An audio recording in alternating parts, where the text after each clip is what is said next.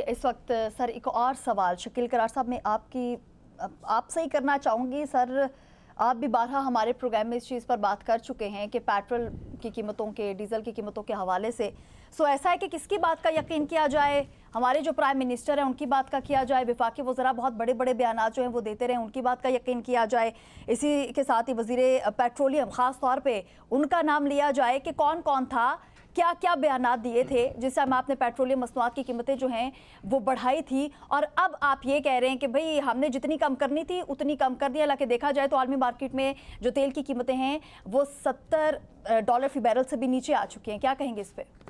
आकाशा, देखिए मेरा ख्याल है कि बेहतर है कि अपने ब्लड प्रेशर को हाई ना करें, अपनी टेंशन में इजाफा ना करें।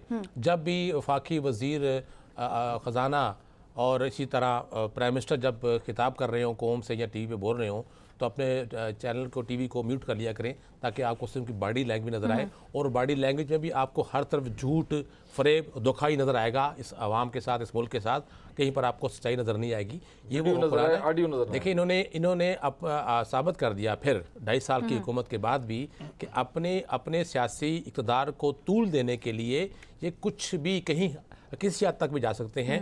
देखिए पीपल्स पार्टी के साथ उनका एक सियासी ड्रामा चला और जीबी की हुकूमत के हवाले से पहले पीपल्स पार्टी ने अपना एक मौक़िफ़ दोहराया और ये ग़ालिबन उस वक्त एक ख़्याल बन चुका था, इम्कान बन चुका था कि शायद पीपल्स पार्टी नून लीग के साथ वफाकी हुकूमत के बजट में उनको साथ नहीं देगी। लेकिन एक साबित हुआ कि ये एक सियासी ड्रामा था, दो तरफ़ा, जिस पर चंद घंटों के लिए सिर्फ कुछ मीटिंग्स करके, कुछ बयानात दे के उन हालात को ऐसा बनाया गया कि शायद कोई कहीं इख्तलाफात, तहफ़्फ़ुज़ात हैं बजट के हवाले से। लेकिन वो असल बात क्या थी खुल के सामने आ गई कि जीबी की हुकूमत कौन बनाएगा और कौन उसके साथ होगा, हुकूमत में कौन होगा, अपोजिशन में कौन होगा। तो ये पीपल्स पार्टी और नून लीग की एक आप कह लें नूरा कुश्ती है जो आपको पाकिस्तान, जीबी और आज़ाद कश्मीर में नज़र आ रही है वाज़ तौर पर कि कहीं तुम कहीं हम।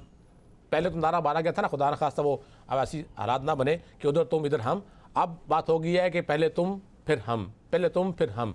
तो वही खेल चल रहा है, एक सियासी खेल, खौफनाक खेल चल रहा है कि इक़्तिदार में आप आ जाएँ, हम आते हैं अपोजिशन में, यहाँ पर आप अपोजिशन में आ जाए, हम इक़्तिदार में आते हैं। तो ये पैडल में आप देख लें, जीबी में देख लें, जीबी में हालात में कैसे चेंज आई। यकदम पीपल्स पार्टी को कहा गया कि आप हुकूमत साजी कर ले, बल्कि उनको जो एक आज़ाद कुछ लोग थे वो भी उनको दिए गए और हुकूमत वो बना रहे हैं। गवर्नर कौन होगा उसका तय हो चुका है। अब इलेक्शन की बात आती है आज़ाद कश्मीर की, तो वहाँ तो अब हालात ऐसे हैं कि इलेक्शन होता शायद बर वक्त नज़र नहीं आ रहा है। अल्लाह करे कि वहाँ हालात ठीक हो जाए, कंट्रोल में चीज़ें आ जाएँ और जो वहाँ पर अवामी एक्शन कमेटी है उसके साथ बातचीत करके मसाइल का पुरअमन हल निकाला जा सके। लेकिन जो हालात दिखाई दे रहे हैं तो वो नज़र नहीं आ रहा है कि आने वाले दिनों में कोई इलेक्शन वहाँ पर हो पाएंगे, आज़ादाना और शफाफ तरीके से हो पाएंगे।